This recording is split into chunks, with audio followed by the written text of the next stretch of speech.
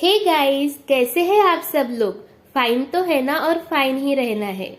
दोस्तों, हमारे शब्दों में इतनी ताकत होती है कि वो अगर चाहे तो किसी इंसान को अंदर तक खोखला बना दे, और अगर चाहे तो महान से महान कार्य भी आसानी से करवा दे।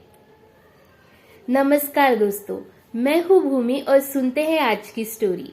आज की स्टोरी कुछ साल पहले की है, जो अमेरिका के एक बिजनेसमैन की है। अमेरिका में एक बिजनेसमैन रहा करता था। उसका बिजनेस खत्म होने की कगार पे था। वो पूरी तरह से डूब चुका था, कर्जदार था। उसके सप्लायर्स, क्रेडिटर्स उसे छोड़ के जा चुके थे। अब वो सोचता है कि मेरे पास दो ही रास्ते हैं, या तो मैं इसी में स्ट्रगल करूं या फिर मैं खुद को बैंकरप्ट डिक्लेयर कर दूं। फिर वो सोचता है कि चलो एक वॉक ले लेते हैं, बाद में डिसाइड करते हैं। और वो एक पार्क में चला जाता है। वहां पे एक ब्रिज के ऊपर खड़ा रहता है और नीचे पानी को देखता रहता है। तभी वहां पे एक बूढ़ा आदमी उसे मिलता है। बूढ़ा आदमी उसे देखकर कहता है, बेटा क्या बात है, क्या हुआ, क्यों इतने उदास लग रहे हो तुम। तो बिजनेसमैन अपना पूरा दुख बता देता है। बिजनेसमैन कहता है कि मेरा बहुत अच्छे से बिजनेस चल रहा था, मेरे बिजनेस को डिमांड भी है इन फ्यूचर, लेकिन पता नहीं वो कैसे डूब गया। मैं बर्बाद हो चुका हूँ, मेरे सप्लायर्स मुझे छोड़ के जा चुके हैं, और अब मैं क्या करूँ मुझे समझ नहीं आ रहा। तो बिजनेसमैन की ये हालत देखकर वो बूढ़ा आदमी कहता है कि शायद मैं तुम्हारी कुछ मदद कर सकूं। और वो अपने पॉकेट में से एक चेक बुक निकालकर एक चेक को साइन करके देता है। उससे बिजनेसमैन को वो खुद का नाम पूछता है, वो नाम लिखता है और साइन करके वो चेक उसे दे देता है। और उसे कहता है कि ठीक 1 साल के बाद मुझे मेरे पैसे वापस लौटा देना। बिजनेसमैन अब ऑफिस की तरफ वापस आ जाता है, और ऑफिस में वापस आकर वो सोचता है कि क्या जोग हुआ है मेरे साथ, ऐसा कभी होता है भला। फिर वो देखता है कि चेक जो है वो होता है $500,000 का। अब उसे पूरा यकीन हो चुका होता है कि ये तो एक जोक ही है, ऐसा हो ही नहीं सकता। फिर बाद में जब वो चेक करता है कि सिग्नेचर किसकी है, तो उसे दिखाई देता है कि जॉन डी रॉकफेलर, जो कि जाने माने हस्ती है अमेरिका के, जो कि बहुत ही बड़े रिचेस्ट पर्सन है अमेरिका के, बहुत ही बड़े बिजनेसमैन है, उनकी वो सिग्नेचर होती है। और ये देखकर वो खुशी से फूले नहीं समाता।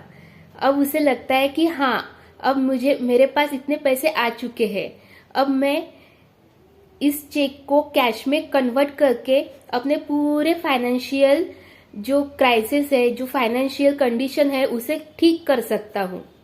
फिर वो बाद में सोचता है क्यों ना मैं अपनी जो कंडीशन है वो खुद से ठीक करने की कोशिश करूँ और ये पैसे सेफ में रख दूँ, ताकि जब भी मुझे आगे चलकर मदद की जरूरत पड़ेगी तो मेरे पास पैसे तो ऑलरेडी है। फिर ऐसा सोचकर वो खुद से स्टार्ट करने की फिर से कोशिश करता है। वो खुद से सप्लायर्स, क्रेडिटर्स सबको फिर से मनाने की कोशिश करता है, और वो सफल भी हो जाता है। अब उसका जो बिजनेस है वो फिर से ग्रो करने लगता है, और वो पैसे वैसे की वैसे ही रहते हैं। फिर 1 साल के बाद जब वो फिर से उसी पार्क में जाता है उस बूढ़े आदमी को उसका चेक लौटाने के लिए, वो बूढ़ा आदमी भी वहां पे आता है। लेकिन इस वक्त उस बूढ़े आदमी के साथ एक नर्स होती है, और वो नर्स कहती है कि आपको इन्होंने कहीं परेशान तो नहीं किया ना। इनकी आदत है घर से भाग जाने की, और ये भाग जाते हैं और कहते हैं कि ये जॉन डी रॉकफेलर है। वो बिजनेसमैन खड़ा के खड़े ही रह जाता है। उसे पता चलता है कि ये एक फेक इंसान है, और जो पैसा, जो चेक मेरे पास है वो कुछ भी नहीं है, ऐसा कुछ भी नहीं है। तो फिर ऐसा क्या हो गया कि जो बिजनेसमैन डूब चुका था, कर्जदार था, उसका बिजनेस खत्म होने की कगार पे था, वो फिर से उसे ऐसा क्या मिल गया जिसके वजह से उसने फिर से ग्रोथ किया। तो वो था बिलीव। उसे एक बिलीव था कि उसके पास पैसा है जो बिजनेस को चाहिए।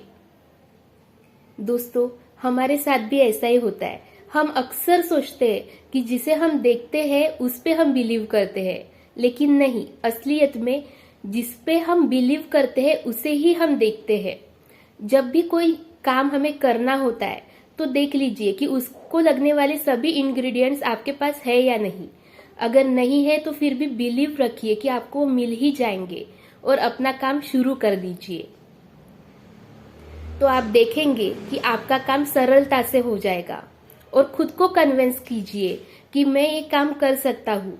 हम अक्सर दूसरों को कन्विंस करने के लिए सोचते हैं कि वो कैसे कन्विंस होंगे, लेकिन उनको कन्विंस करने से पहले हमें खुद को कन्विंस करना है कि ये काम हम कर सकते हैं। और फिर देखिए कि मुश्किल से मुश्किल काम भी कितने आसानी से हो जाते हैं। खुश रहिए, मुस्कुराते रहिए और अपना ढेर सारा ख्याल रखिए। Thank you.